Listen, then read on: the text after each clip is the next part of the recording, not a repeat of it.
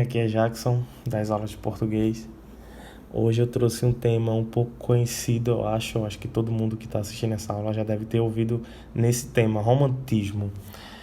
O romantismo é um dos temas mais comentados dentro de sala de aula e também em vestibulares, Enem, e cai em todos, né? A gente sabe que é um assunto muito importante para a área da literatura, tanto portuguesa quanto outras literaturas, porque foi algo que influenciou muito é, nas línguas até os dias de hoje.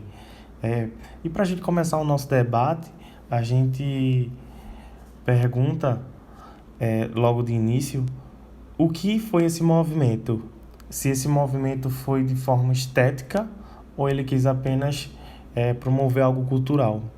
E quando a gente adentra mais os nossos estudos, a gente sabe que não foi somente um estético ou cultural. Ele foi tanto estético quanto cultural. Esse movimento ele revolucionou a sociedade no século XVIII e XIX, deixando para trás valores clássicos e inaugurou a modernidade das artes. As obras se baseavam então em valores da burguesia, classe social que substituía a elite absolutista em diversos países. Você já vê daí o quão o romantismo abargava a situação, né? O quão ele já era importante dentro daquela época. E o que até hoje ele ainda nos reflete, né? O romantismo no Brasil teve um marco muito grande, onde a gente pode ter teve vários escritores que tiveram um nome até hoje lembrado por poesias famosíssimas que a gente se depara de vez em quando, até no nosso dia a dia mesmo, a gente ouve algum poema ou alguma frase de música correlacionada ao romantismo no Brasil. O romantismo no Brasil teve como marca inicial a publicação do livro Suspiro Poéticos e Saudações de Gonçalves de Magalhães. Gonçalves de Magalhães ele surgiu lá na década de 1936. Foi logo nessa época em que o romantismo começou a se transcender aqui no Brasil, com esse lançamento do livro Suspiro Poéticos e Saudade. Na poesia, é possível identificar ao menos três gerações do romantismo brasileiro: os indianistas, os ultrarromânticos e os condoreiros.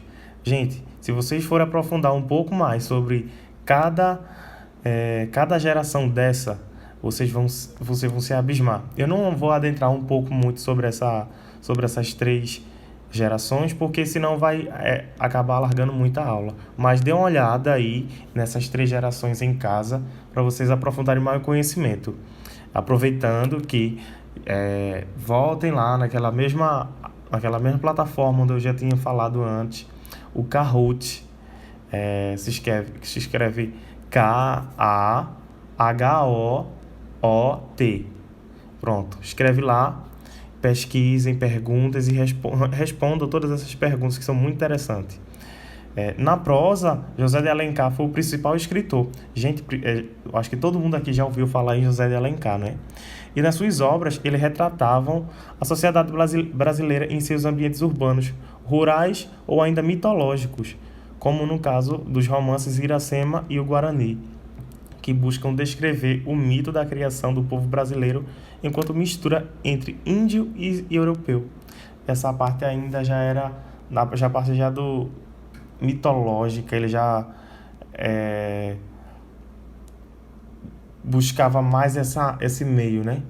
Existe até uma frase de música de Cazuza, não lembro, só que ela foi regravada por Elza Soares agora há pouco, que se diz o seguinte: aquela música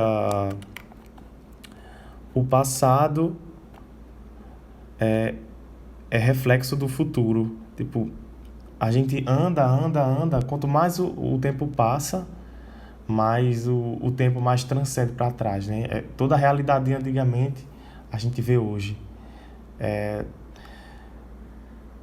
Bom, passando para cá, como no caso dos romances de Iracema e o Guarani, que buscam descrever o mito da criação do povo brasileiro enquanto mistura entre índios e europeus. Gente, nesta obra eu indico vocês a lerem, porque Eles buscam descrever realmente o mito da criação do povo brasileiro. E dentro desse mito, dentro dessa descrição, ele tenta misturar os índios com os europeus dentro dessa criação. É uma coisa muito interessante de se ler, porque você acaba tendo visões diferentes da literatura e de como que José de Alencar foi um astro em tentar montar um livro, uma obra desse tipo. Bom, aqui, gente, eu trouxe um dos principais atores desse período em que eu sou muito fã mesmo. Dentre deles, a gente tem o Senhora Brasil. A gente tem Castro Alves com Espumas Flutuantes, Os Escravos. Espuma Flutuante falava em 1870, Os Escravos foi em 1883. A gente tem também José de Alencar com o Guarani, que foi essa agora que a gente tinha acabado de falar, que foi escrita em 1857, Iracema em 1865. Passando por outro lado, a gente tem Gonçalves Dias com Segundos Cantos, que foi 1848. Também a gente tem Últimos Cantos em 1851, Os Timbiras em 1857 e Cantos 1857. Foi tudo no mesmo ano. A gente também tem Álvares de Azevedo, tá, gente? Que a gente não pode esquecer dele. Ele escreveu lá em 53 e 55 duas obras importantíssimas que se figurou bastante dentro desse meio do romantismo, que foi a Lira dos 20 anos e a outra obra foi Noite na Taverna. Bom, gente, a gente vai ficar por aqui. A gente vai dar uma parada. Na próxima aula a gente dá uma continuada, beleza? Tchau, tchau. Até a próxima e me aguarde na próxima aula.